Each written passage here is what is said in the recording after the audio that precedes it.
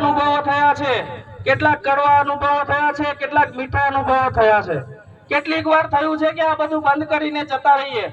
મેં પણ કેટલી વાર મારા સમિતિના છોકરાઓ જોડે ઝઘડ્યો અને એમ કહી દઉં કે હું જતો રહું. પણ મારો એક અનુભવ રહ્યો છે કે જ્યારે પણ હું આ ગોગંબા છોડીને મેં નાનપણથી મોટો વડોદરામાં થયો, ત્યાં ભણ્યો ગણ્યો અને અહીંયા આવ્યો, અને જ્યારે પણ સમિતિ છોડીને વડોદરા જવાનું નક્કી કરું ત્યારે કુદરત અને આ બાબો દેવ ગમે તે રીતે મને કોઈ પણ બાને પાછો આ ગોગંબામાં લાવે છે. મેં આજે આદિવાસી યુવા સમિતિમાં કે પછી ગોગંબા તાલુકામાં મને સૌથી વધારે પ્રેમ અને સન્માન મળેલું છે. એ બદલ સમગ્ર સમાજનો હું આભારી છું. પણ આદિવાસી યુવા સમિતિ એ કોઈ એક માણસથી નથી ચાલતી. આદિવાસી યુવા સમિતિમાં પહેલા 300 જેટલા કાર્યકર્તાઓ હતા, આજે 1000 જેટલા કાર્યકર્તાઓ છે, જે દિવસ અને રાતને એક કરીને અને સમાજ માટે પોતાનું છોડીને દોડે છે.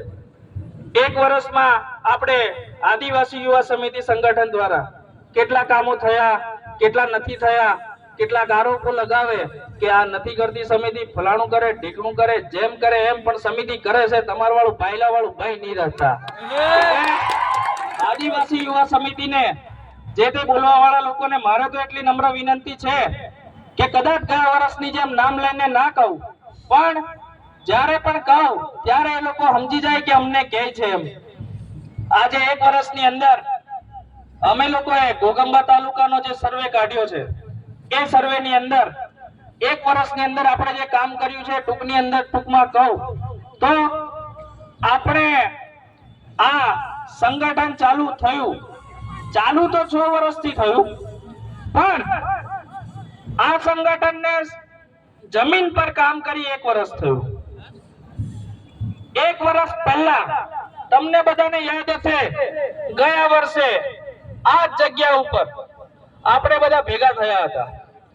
એ પહેલા 8 તારીખે પ્રશાસન એટલે કે પોલીસ અને અધિકારીઓના ખભે બંદૂક મૂકી આપણી રેલીની પરમિશન અટકાવેલી. એ પણ યાદ હશે કે અટકાયા પછી આદિવાસી યુવા સમિતિએ લડત આપી અને રાતે 10 વાગે મામલતદારને એને કચેરીમાં જ્યાં સેન્ટ્રલ એસી છે ત્યાં એને પરસેવો થતા સહી કરી અને આપણી રેલીની પરમિશન આપી હતી. એ વાત 1 વર્ષ પહેલાની છે. પણ હવે એવું છે કે સમિતિ આવે છે, માથાકૂટ કરો નહીં, કણે એનોને કામ કાઢીને આપતા રહો, ભેગા થતા જાય તે આપણાથી બીજે કદેક પૈસા લેવાય નહીં, તો અહીંયા ઉભા હોય તો આપણાથી કશું હોવે નહીં. કહેવાનો મતલબ 1 વર્ષની અંદર આદિવાસી યુવા સમિતિએ અને સમિતિમાં કામ કરતા છોકરાઓએ ગોગંબા તાલુકામાં એક છાપ છોડી છે કે આવયા હાવાડા છે, નાડી જાત છે, આવયા નમતું મેલે નહીં.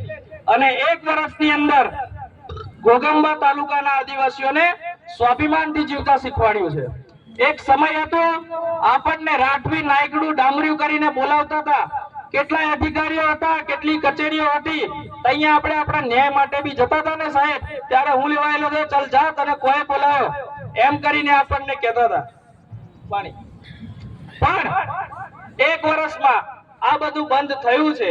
એ બંધ કરવા વાળી અને લોકોને આત્મસન્માનથી, સ્વાભિમાનથી, ટૂંકમાં રાઠવી ભાષામાં કહું કે આદિવાસી ભાષામાં કહું તો ઇજ્જતથી જીવતા શીખવાડ્યું હોય ગોગંબા તાલુકામાં કોઈને, આદિવાસી સમાજને, તો એ આદિવાસી યુવા સમિતિ છે. અને એ આદિવાસી યુવા સમિતિમાં મારી જેવા, મારથી નાના ઘણા એવા છોકરાઓ કામ કરી રહ્યા છે, જે લોકો સમાજ માટે અડધી રાતે, અને અમારા પ્રમુખ મહેન્દ્ર સાહેબ જે પહેલા બોલી ગયા, એ મહેન્દ્ર સાહેબનો મારે વ્યક્તિગત અનુભવ છે. 2 થી 3 વાર તો છે ને એમને ખાતી થાળી મેકીને સમાજ માટે દોડેલા છે. એવા હજારો કાર્યકર્તાઓ માટે એકવાર જોરદાર તાળીઓ થઈ જાય.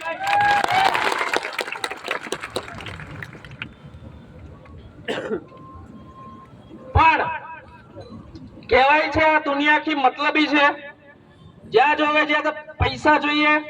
આજે પૈસાનું પ્રમાણ એટલું બધું અને એની ઇજ્જત એટલી બધી વધી ગઈ છે કે પૈસા ના હોય તો આપણી ઇજ્જત 1 પૈસાની પણ રહેતી નથી. આપણને ઘરના બી ઇજ્જત ના આપે. આ આદિવાસી યુવા સમિતિએ પણ કામ કરવા માટે ક્યાંક ને ક્યાંક પૈસાઓની જરૂર પડેલી છે, પણ આદિવાસી યુવા સમિતિમાં કામ કરતા છોકરાઓ જોડે ઇન્કમ ફિક્સ નથી હોતી અને ઘરની જવાબદારી અને કેટલી વાર તો એમને એવી હોય કે તેઓ ઘરે પણ ના કહી શકતા, એટલે પોતે મેનેજ કરવાનું હોય. એટલે પૈસા બાબતે પણ જ્યારે આપણને અગવડ પડી છે અને પૈસાની કંઈક જરૂર પડી છે સમિતિને, તો તમે બધા જ ઓળખો છો એવા ઘોઘંબા તાલુકામાં એકમાત્ર મર્દ ડોક્ટર જયરામ રાઠવા, જે દિવસ અને રાત આદિવાસી યુવા સમિતિ જોડે ઉભા રહેલા છે, એવા ડોક્ટર જયરામ માટે તાલીઓ ફરી એકવાર થઈ જાય. અને પેલું કહેવાય એમ આપણા સમાજમાં ખબર હશે, પુરુષ ગમે એટલો હારો હોય, આજ ગમે એટલો હારો હોય, પણ જો બાયડી બગડેલી નીકળે, કાઠું નહીં લગાડતા હોય, હાસલી વાત કરવા માંડી જો, બાયડી ની જવા દે પેલાથી દવાઈ ની. એટલે ડોક્ટર જયરામ જે વારલો માણસ હોય, પણ એમને કોઈ દિવસ આદિવાસી યુવા સમિતિમાં રોકટોક કર્યા વગર એમની મરજી મુતાબિક અને સમિતિને જરૂર પડે ત્યાં જ્યારે પણ હાથ લંબાયો ત્યારે ડોક્ટર જયરામે મદદ કરી છે. પણ કોઈ દિવસ આપણા રોહિણી બેન, એમના ઘરવાળી મેં મારી બેન માનું છું એવી રોહિણી બેન માટે પણ એકવાર તાળીઓ થઈ જાય. આજે આપણો તહેવાર છે ને, આપણે બધા અહીંયા ગાડી ભેગા થયા છે, ત્યારે બધું જ કામ ચાલી જાય, પણ જો કોઈ બીમાર થાય તો ના ચાલે. એટલે ડોક્ટર સાહેબ અહીંયા ગાડી શાંતિથી આવીને કાર્યક્રમની મજા લે, એની માટે રોહિણી બેન જાતે ત્યાં લગભગ દવાખાને છે, જેથી કોઈ ગરીબ અને કોઈ બીમાર માણસ આવે તો અટવાય ના. હવે આગળ વાત કરીએ તો આજથી 6 વર્ષ પહેલા ઘોઘંબા તાલુકામાં